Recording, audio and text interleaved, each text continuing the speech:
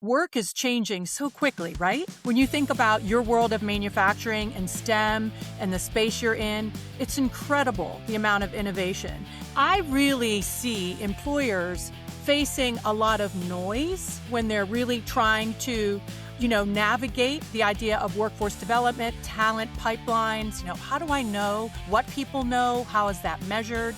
That's a lot of noise. And they really need to understand job-ready capability. If we keep the employer and the learner in the center of making these decisions, and we think about, well, what would a new resume look like? We would want to ensure that the signals that are developed and used have exit value. So they're going to serve and they're going to match employers' needs. What are the skills? What are the competencies? Meaning, what does the job really entail? It's not a brand. It's not a program that you're measuring. It's the actual skills acquisition. So understanding that there are signals out there that do just that.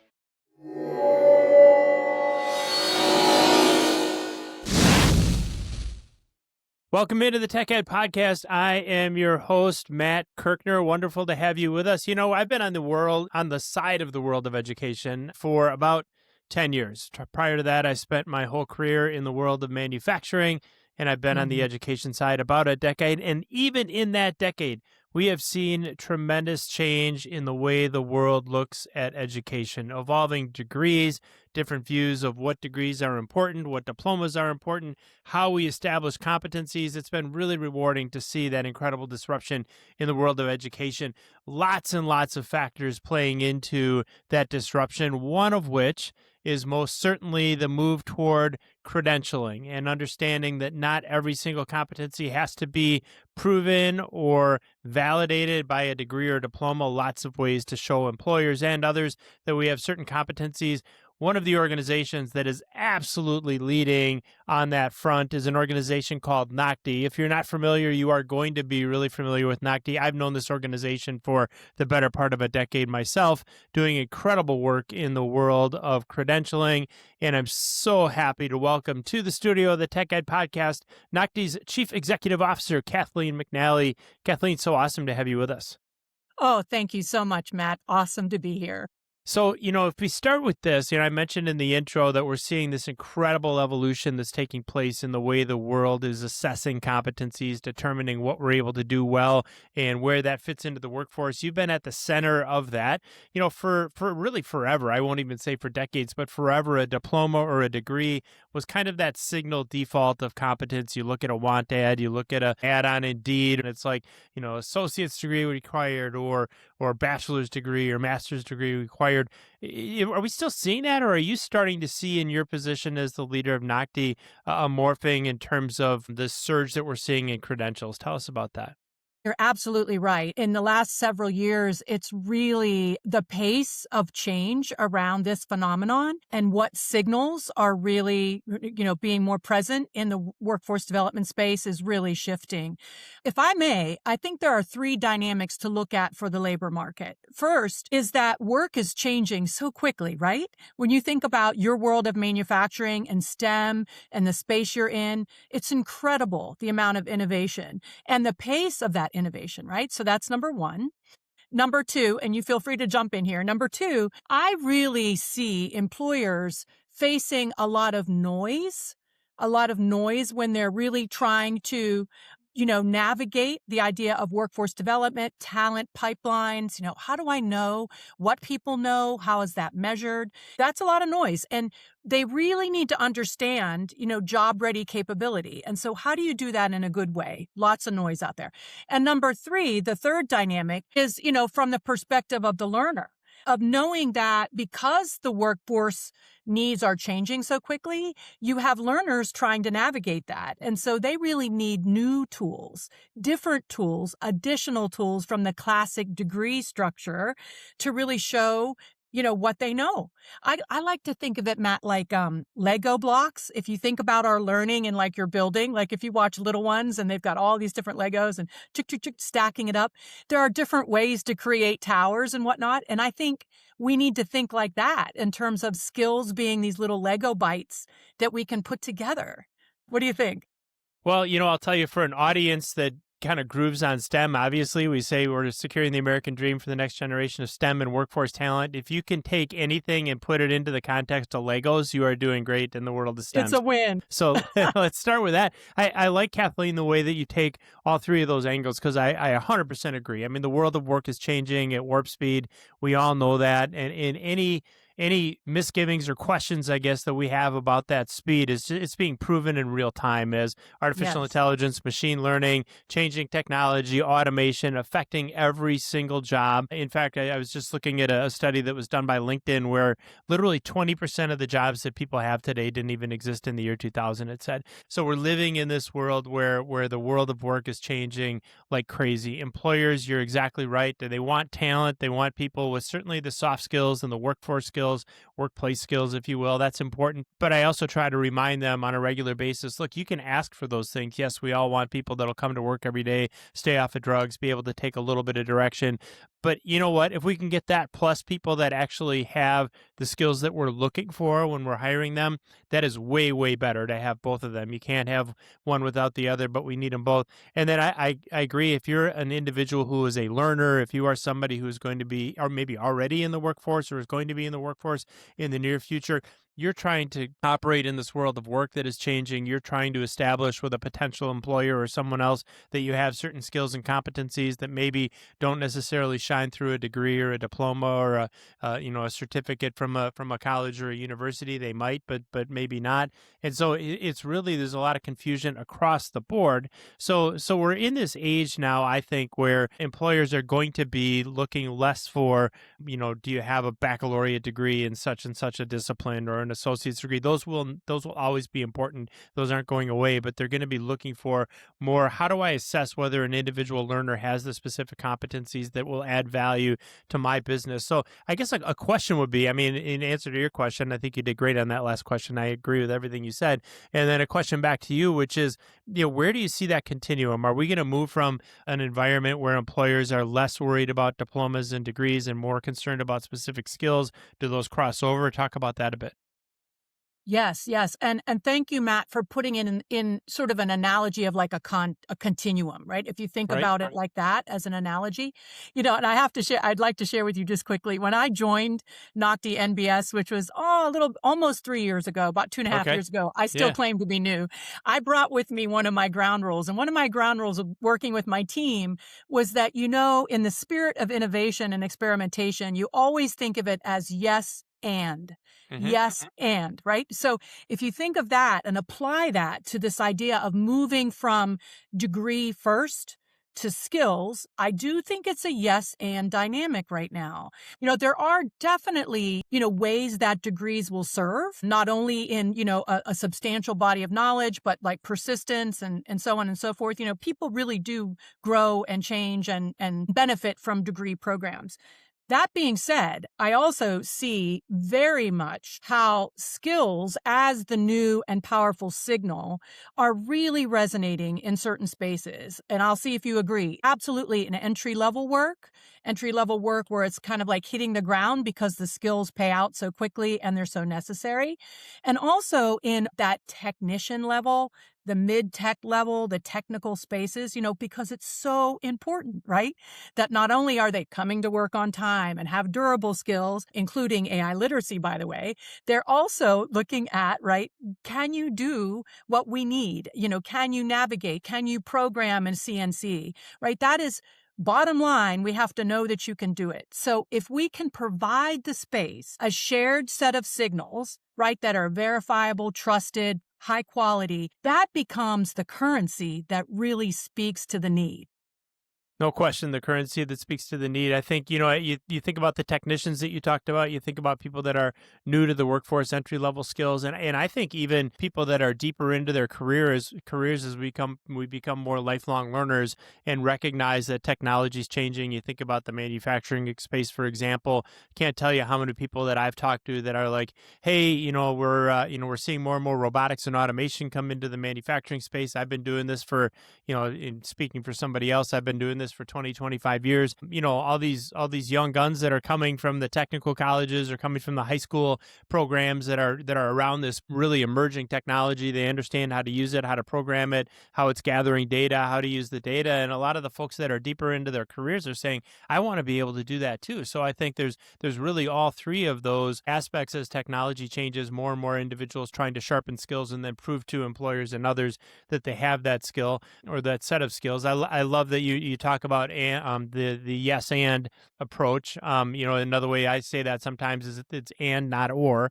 And as we're living in this world of just increasingly polarization across the board, which is driven by, in a lot of cases, the AI that's running through our social media feeds. And the more I see something, the more I like it, the more I watch it, the more of it I see until, a few months go by and that's all I've seen. And I forget that there's kind of two sides to every coin. So looking at both sides and saying whether it's yes and or it's it's an and not an or, I think we could use more of that. And I love that philosophy, not just in terms of talking about it here on the Tech Ed podcast, but as a leadership strategy that it sounds like you've deployed at NOCTI. So awesome that way. When we think about the and not or we think about the yes and, let's go a little bit deeper on this whole idea of degrees versus credentials and certifications. I know there's a lot of folks, and I talk to them in higher education, and I would say the higher the education or the more capital the higher gets in the higher education. In other words, whether it's an undergrad degree, whether it's a master's degree or a doctorate or what have you, kind of the deeper you get into that, the more disruption there is, the more question there becomes about, what is going to happen in our level of education. And so talk about how the world of credentialing, your world, kind of matches, supports, and is a yes and as opposed to an either or when it comes to the world of education. How do you see partnering with institutions of higher education to use the kind of credentials that NOCTI offers? Oh, I love that. Yeah. And yes, and and what you just said there, I think is pinnacle to the answer, which is the partnerships, right? Of thinking about those critical combinations of folks that are offering, right? Because we have folks that are in the space working to provide training and being really responsive in that way, right? We have all those workforce providers in that space. We have employers that are really, pushing our country forward and looking at how do we continue to be on the cutting edge? How do we continue to be a manufacturing country in and of itself along other ways? And so our role, I think, like the space that you live in, is really to be a kind of partner developer. We kind of bridge the world of education and training and the world of work.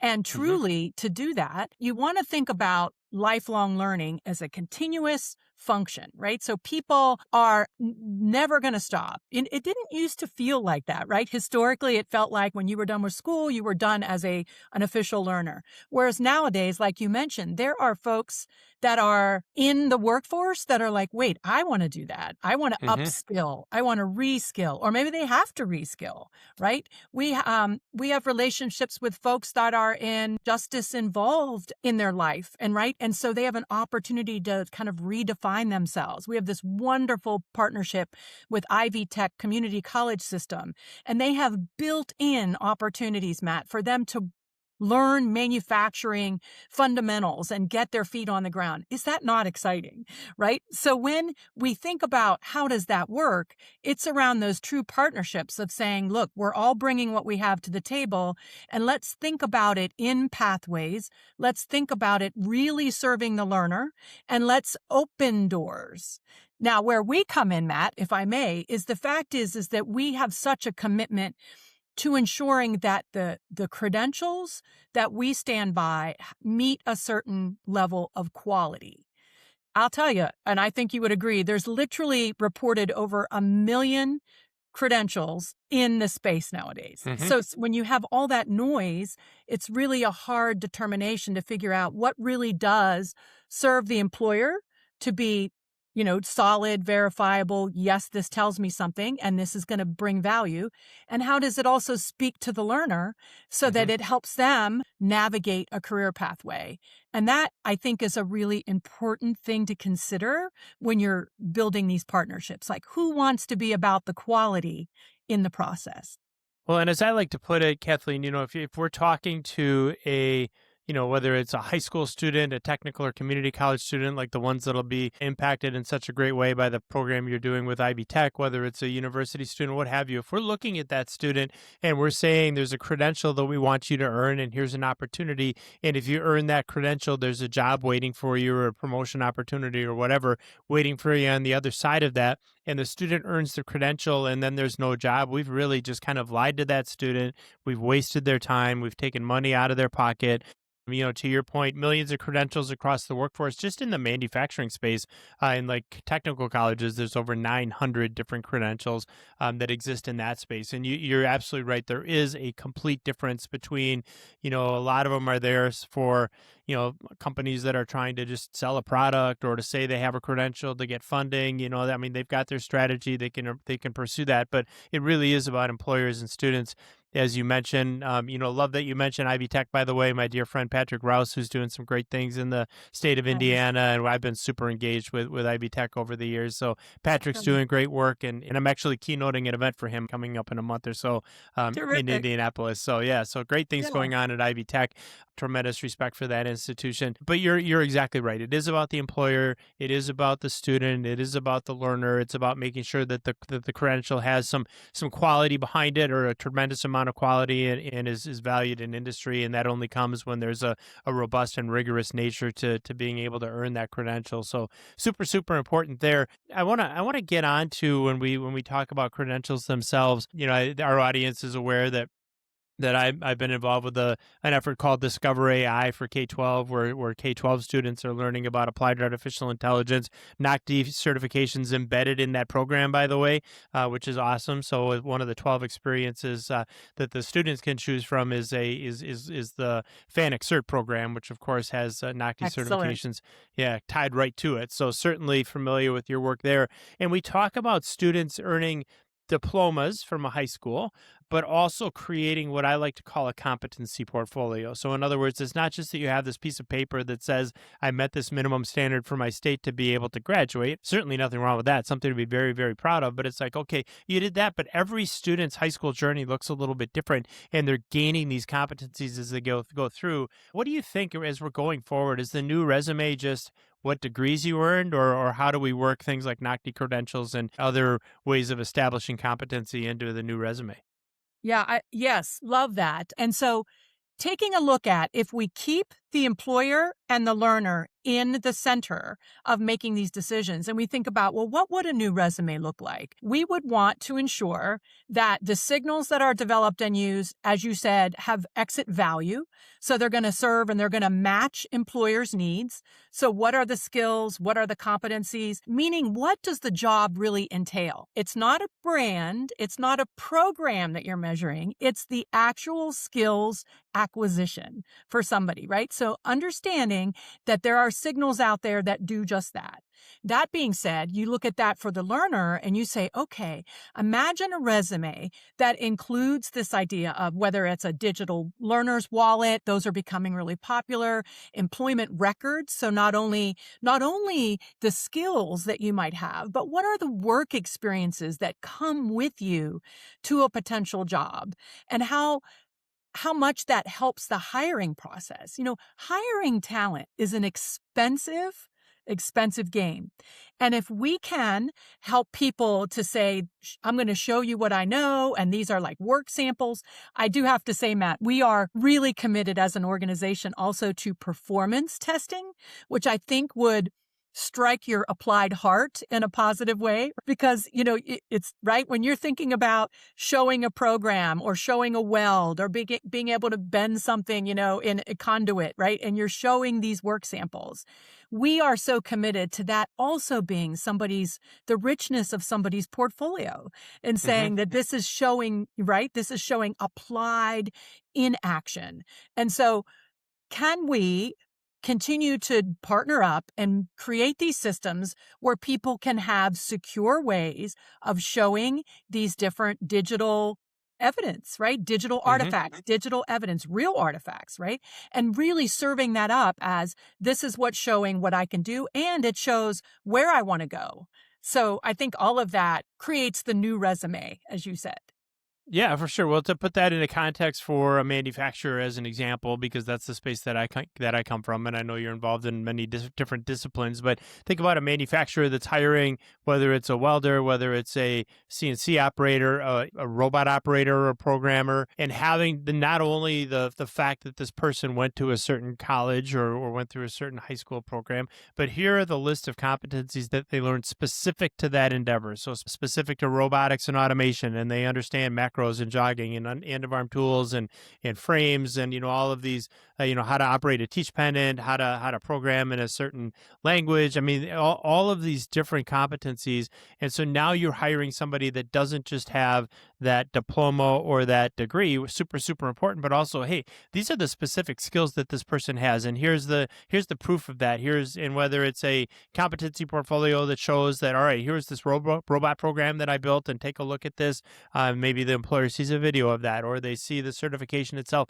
That adds all of this value to the degree or to the diploma in a way that in a lot of cases we haven't been able to do before. I think it was interesting, Kathleen, that you use this word exit value for a student. Of course, coming from the PE world, the way I have private equity, so Melissa, our producer's rolling her eyes as I go down another private equity rabbit hole. But we think about growing companies and then at some point maybe having an exit event, selling that company at some point to a buyer that's going to take great care of the same organization that we grew all these years. And we talk about an exit value. We talk about what is the value at the exit of that business, and that's a financial number typically. And then we think about the exit value of a student leaving a degree program or leaving whatever their formal education pathway is with an exit value, and that value is the value that the educator has created and instilled and embedded in that student over the period of time that they were studying in that educator. It's a little bit of a strange analogy, but I think it's absolutely beautiful in terms of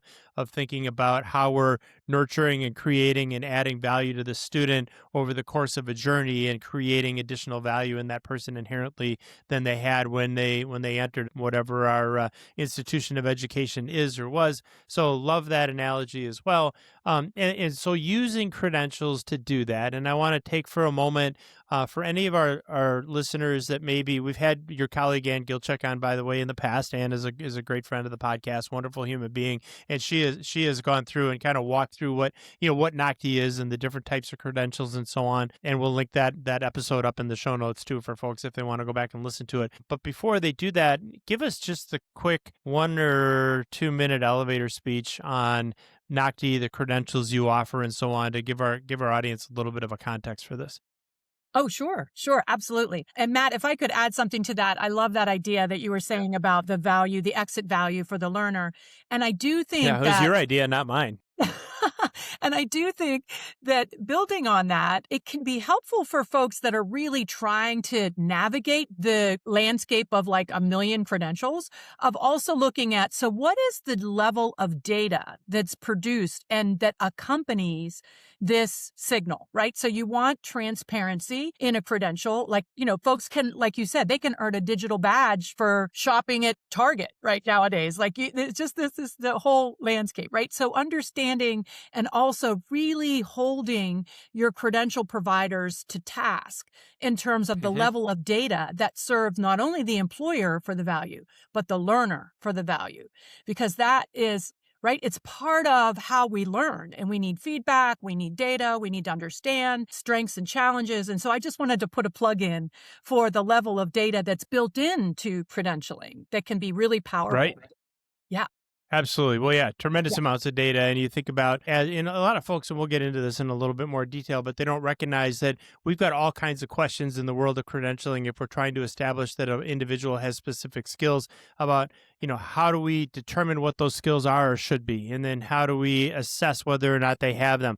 How do we assess them in a way that isn't biased in one way or another? All these years in manufacturing, I spent time with, manufacturers, and what I called something at my plant in Wisconsin, I could go to my plant in Indiana and it would be called something totally different. It was the same thing. There was just a different name for it, right? So making sure that we're not discriminating in quotes against an individual learner by creating a question that maybe uses a word that isn't part of their, a part of their vocabulary. They still have the competency, they just don't know the word. And so there's this whole science that goes into that, and making sure Right. that whether we're testing somebody, on the West Coast, or we're testing somebody on the East Coast, that we're measuring the same thing, and we're doing it in a way that doesn't artificially benefit one learner or one candidate at the risk or at the expense of another. So all of this data and all the science that goes into it. And I do want to come back to the quick NOCTI question about the elevator Mm. speech, and make sure Yes. that our Yes. audience has a good context of what it is that you're all up to. You're talking our language there. Like if you think of us as, we are testing experts. That is what this is Hmm. our lane. This is what we're really stoked about. And this is what really why quality matters to us. So if you think about navigating that real, this huge area with all these credentials floating around, I think a good place to start on what we do is a clear definition, right? So we think about credentials as this large umbrella that includes not only our classic, what we've been talking about, our classic degrees, associates, baccalaureate, et cetera. It also includes the idea of what we stand for, which is a certification, which is different. In order for us to, because we have to, like in the manufacturing space, if you folks have customer relationships and supplier relationships, you're looking for those that are ISO certified, right? 9,000, I think, is in the manufacturing space. So we, as an organization that certifies people and certifies talent, we have to uphold ISO IEC 17024 credentials. So we have to be certified to do that. And so you want to look for that. Like that's an important understanding, that when you're talking about certifying, you're talking about doing it in a way that speaks to the quality.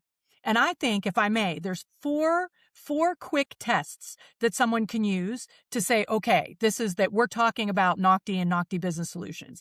The first Hmm. is when we're talking about our work to measure, we're measuring what matters. We love to say that. We're measuring Hmm. those occupational, technical, durable skills. We do so first, it's industry built. So our whole process is based on gathering up subject matter experts. And these are not subject matter experts just from an angle of a certain company, which I want to just Hmm. emphasize, right? This is, like you said, it's a national representation. So when we're measuring and we're producing these tools, that they can work for the West Coast, the East Coast, for a learner that's coming from this background or this background, right? We have to do that in order to be legitimate. So Hmm. we wanted to represent the field. If we're thinking about representing manufacturing, we're doing that in a way because industry, we bring them together. We also are very serious about we have to be third-party neutral. We don't do any work in the curriculum space or the program space. We have to be very neutral when it comes to Hmm. that, so that we can step in and say, we are a true third-party tester of this set of skills. The third of the four quick tests is the idea of being legally defensible, which I will suggest is really important to employers Hmm. because, like you said, where there's all this like scientific, psychometric work that we do behind the scenes, that ensures that the certifications that we develop are considered legally defensible. And when you think about it, Hmm. if these are signals for hiring somebody, if they're signals for promoting talent, you want to make sure that that they can be, kind of stand in a legal way. And then our fourth quick is the idea that we have proven trust at scale.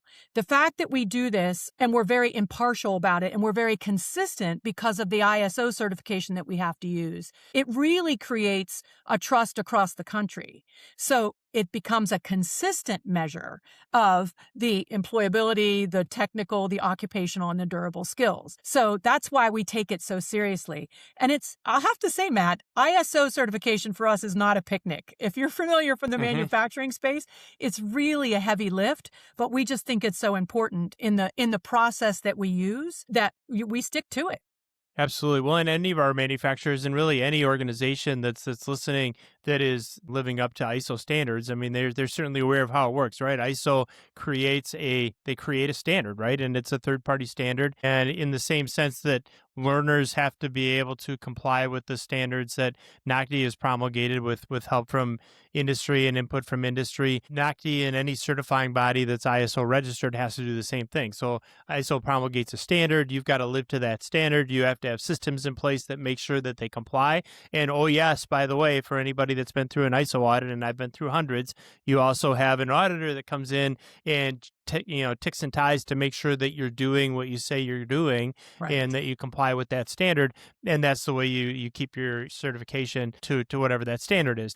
Super, super important. And certainly any of our manufacturers, whether it's ISO, 9001, 9002, 14001, 18001. So, manufacturing operations, safety, Yeah. environmental, and in this case, the 17024 standard, which applies to third-party credentialing bodies like NOCTI, it all works the same way. So the fact that you're carrying that credential and living to it and continually being certified to it and being audited certainly, it speaks to the robustness of the certification. So totally understand that. Give our listeners a few examples, if you would, Kathleen, of the different credentials. I know I'm most familiar with the ones in the robotics and automation space, but what are some of the other credentials that NOCTI offers? Yes, thank you for that. And yes, I love that like our partners of FANUC. And I have to say what I thought was funny when joining the team, because we have two sides of the house. So we are a non-for-profit known as NOCTI that works to Hmm. serve workforce needs in education and connecting educators with industry and, getting learners in their trajectories. We also have NOCTI Business Solution because the industries that we worked with in the work we were doing as a nonprofit, they sought us out and said, we want you to work with us. And in order to do that, we had to, also sort of go that direction. And so I always enjoy looking at the latest industries that we're working with. And like some of them we have been trusted by, for example, Hershey Foods for years. And this is the fun part. So Hershey Foods will come to us and say, okay, we want to build another certification for our salty plants. Which I think is hilarious. So they have Yeah, plants that right. deal with their salty products and their non-salty products. And I'm like, we'll take the Right. salty products. Yes.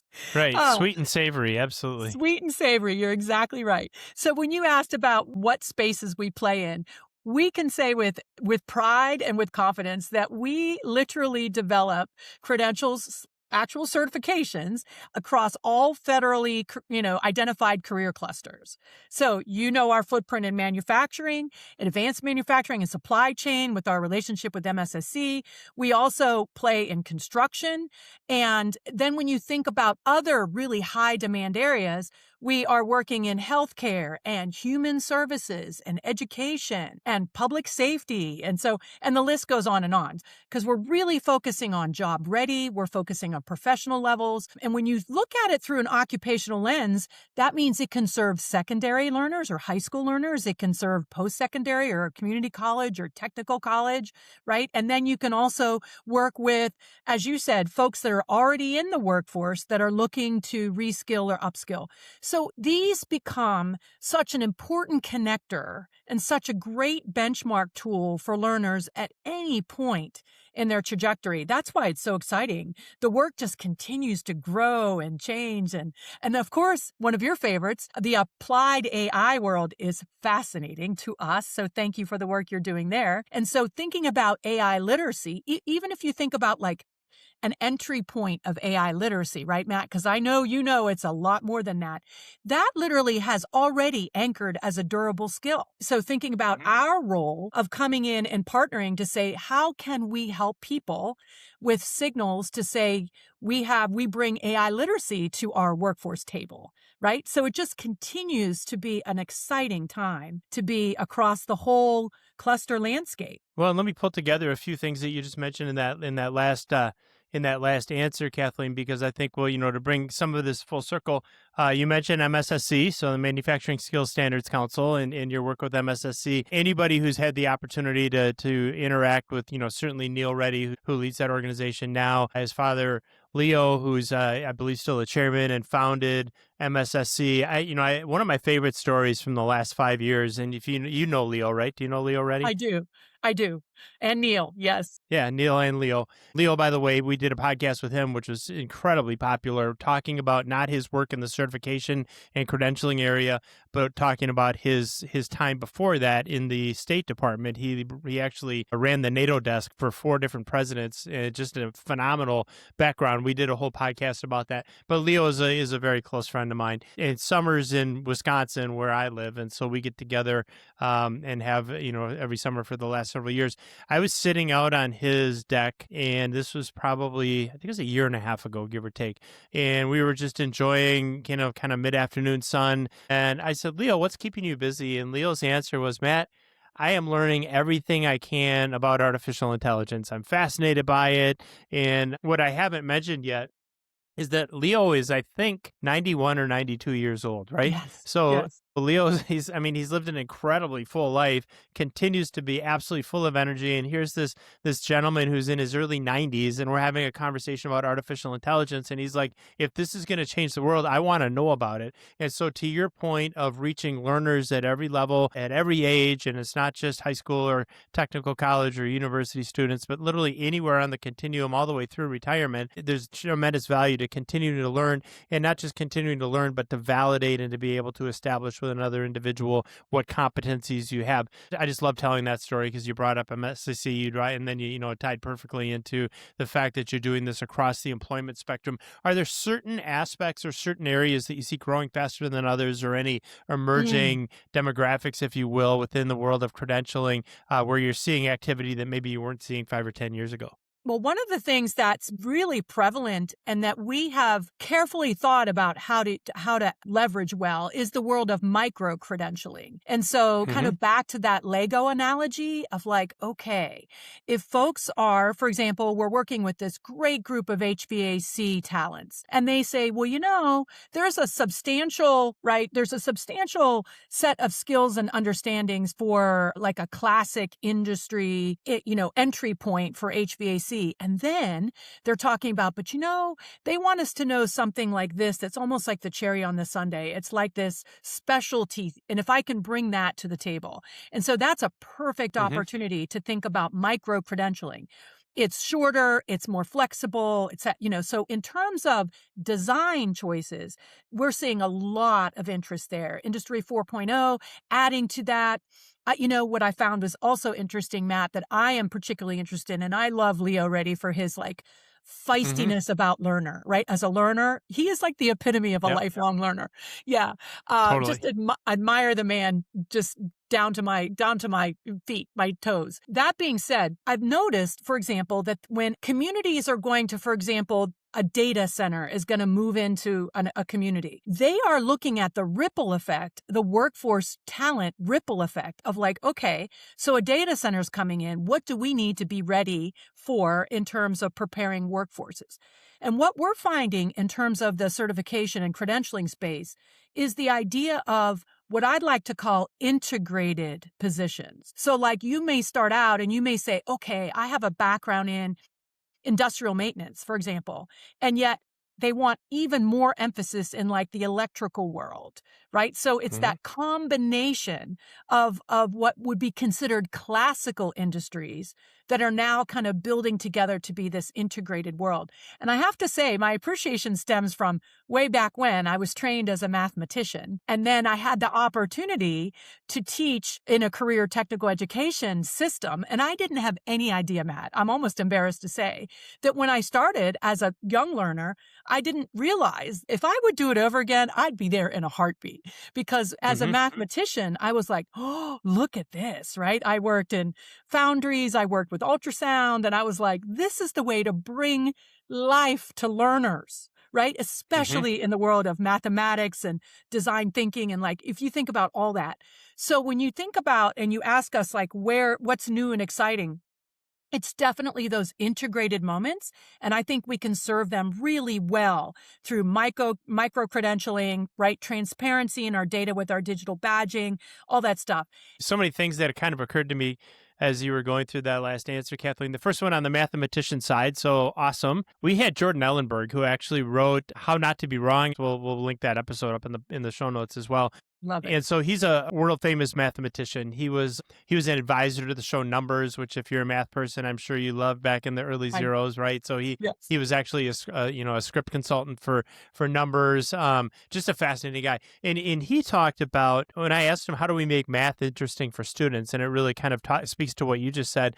And he said, look, imagine taking a bunch of kids and saying we're going to teach you the game of soccer, but they don't know what soccer is, and they've never played it, and they've never seen it, and you put a bunch of cones in a field and you just have them run around the cones. And then a little while later, you give them a ball and say, here, kick the ball. But they don't have any idea what soccer is. They have no context for what we're learning. He said, so many times in our math programs, we're doing the same thing. Do these, do these formulas, learn this algebra. Here's some letters. Here's an equation. But we don't give them the opportunity to really understand how that has any context. And I think what you just said is, look, it was awesome to be a mathematician, but then I get out into these really cool environments and it's like, oh my Right. goodness, here's where I apply all this stuff. So I love that thinking, this idea of the way all of these different competencies start to converge. So, and the value therefore for micro credentials. So I think about the world. You mentioned Industry 4.0. We've been watching for now 10, 15 years, the IT OT convergence in manufacturing, where, the IT people used to have their lane and the operations people had their lane, and, the two shall meet. And they went out of their way to stay away from each other and avoid each other. And now we're living in this world where, the shop floor is all IT and IT people have to understand manufacturing tech. And so the point of that when it comes to credentialing is this whole idea that, look, one person's set of expertise may not be another person's set of expertise. You think about a data center, to your point. People working in data centers, they need to understand a little bit about it. Think about a technician, a little bit of IT, a little bit of HVAC, a little bit of operations in facility operations and so on. And so it's this whole set of different competencies that exist in other areas and sectors of the economy, but come together in a different way in a data center than they would in a manufacturing facility, than they might in a food processing facility or what have you. So many of them overlap. So we take these credentials and we break them up into smaller pieces, create micro credentials, which then enable individuals to we call it stackability, to stack their own set of competencies up into a competency portfolio that's unique to them, but would be even more attractive to an employer. So really, really like the way that you're setting that up. And so it's a growing area, certainly the lifelong learning area. How does NOCTI think about, you've got a learner like, we'll use Leo Reddy. I bet he didn't expect to be mentioned 3 or 4 times in this episode of the podcast, but you've got somebody like Leo who's in his 90s. You've got a high school student who's hasn't even started their career yet. How do you meet those learners where they are in terms of lifelong learning? I was reading up on, I'm always thinking about our positioning and how, our mission driven spirit of how do we, like you said, how do we serve that young person in middle school who is just trying to figure out, and I loved your recent chat about that, exposing them to the careers, right? How do we help that through our lens of high quality assessment tools? And how do we serve the person that's, over here in a career that is trying to pivot, right? How do we do all of that? I love this thought. I read about it and I thought, this is perfect. I like to think of credentials, let's use micro credentials, as the idea of a career infrastructure. If you think about that, a career infrastructure. So no longer is it sort of a binary path that you're thinking about, right, for a development. And wherever you are on that, you're thinking about it as where at any point in time, you can use credentials as a way to say, right, here I am, this is what I don't know, as well as this is what I do know, right? And they're Mm-hmm. on-ramps and off-ramps. One of your recent guests used that, and I was like, absolutely. On-ramps and off-ramps to this idea of how people are navigating. So if we think about the role of our work of high-quality credentials, and ensuring that because they're high quality, they are also a source of learning. I have to tell you, when you see a young person or a person of my age, right, and they accomplish something, right, the earning of a credential can be super motivating. And I Mm-hmm. know, Matt, that in your space of tech ed and STEM and how do we get more manufacturers, because I'm telling you, we've got to keep up with China, right? Mm-hmm. Part of it is the motivation of I can do it and building Right. vocational confidence.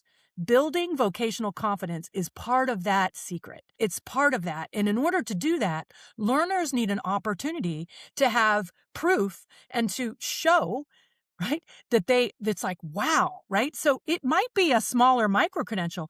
It has the power to build the next step. And I think that shouldn't be underestimated. Absolutely. Well, you know who, Kathleen, my favorite, absolutely shouldn't be underestimated. You know who my favorite NOCTI credential holder is? I won't make you guess. It's Who is me. that? So I love this. the point being this. So last, I think it was April, I sat for the basic robot operations credential and passed it. In fact, our whole team did at one of our ed tech companies. I won't tell you who got the highest score, but it wasn't anybody else. And so super, super proud of that. But here's the point: the pride that comes along with being, a person well into their career, right? I mean, some of my friends are starting to retire now, to give you a sense for kind of where I am. I'm not going to do that anytime soon or ever, for that matter. Good. But the pride that comes along with getting that credential and saying, look, I studied for this, I worked at it, I passed it, I put it on my LinkedIn profile, I posted it on LinkedIn.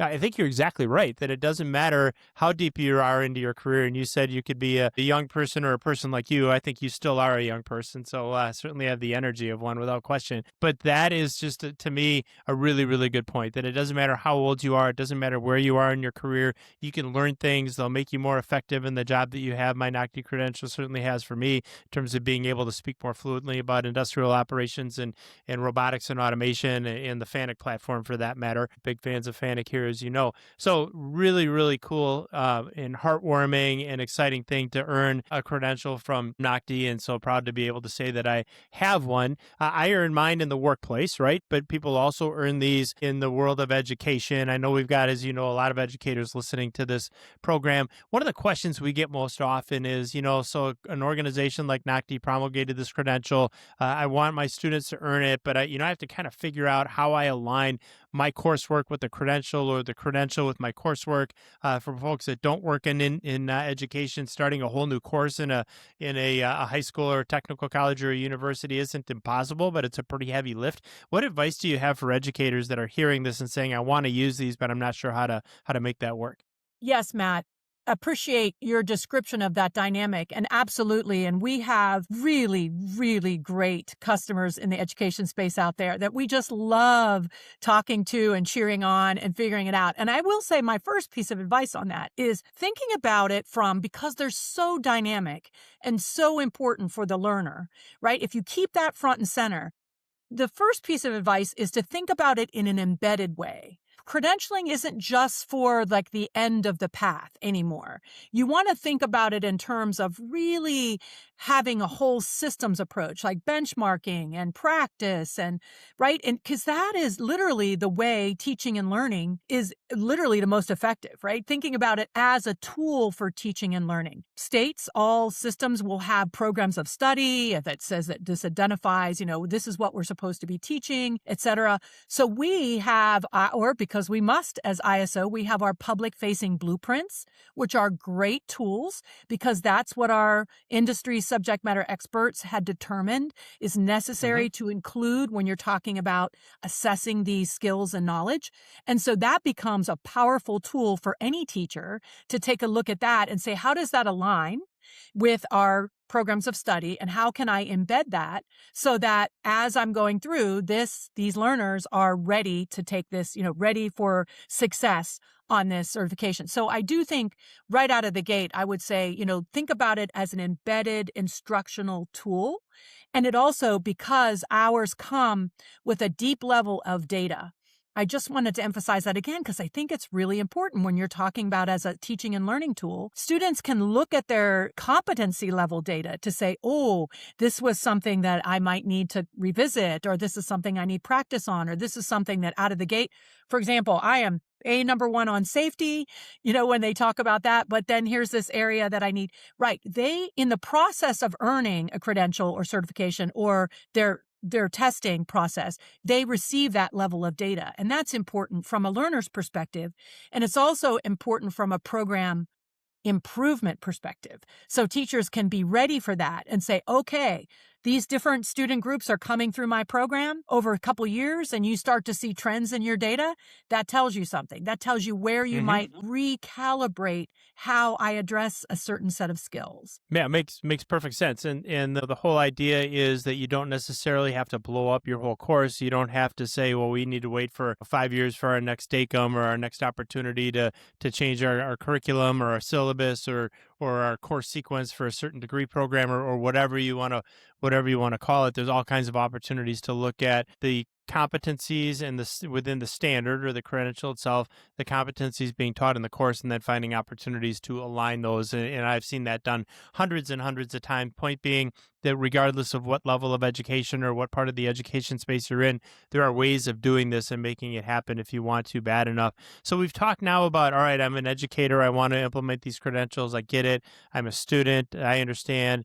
I'm an employer. This is why it would be important. One of the things that I have found is one of the heaviest lifts when it comes to the whole idea of credentialing is, number one, helping employers understand the value, right? And it's not that they're doing anything wrong. It's just that, look, I ran manufacturing plants for a long time. When I walked in the door in the morning, my first concern was, are my customers getting their parts? Am I running quality parts? Are people showing up for work? Is there a line that's down? Is it what? I mean, there's all this stuff you're worried about.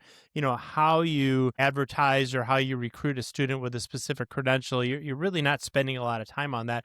Once employers understand the value of this, they totally get it. So would love to hear your advice, Kathleen, on how do we get employers, especially on the HR side, someone that's going and putting an ad on Indeed and saying, I want an electromechanical technician, I want an automation technician, I want a robot programmer, whatever this role is, how do we get them to say, I value these specific NOCTI credentials in our recruiting process? What are the best practices for doing that?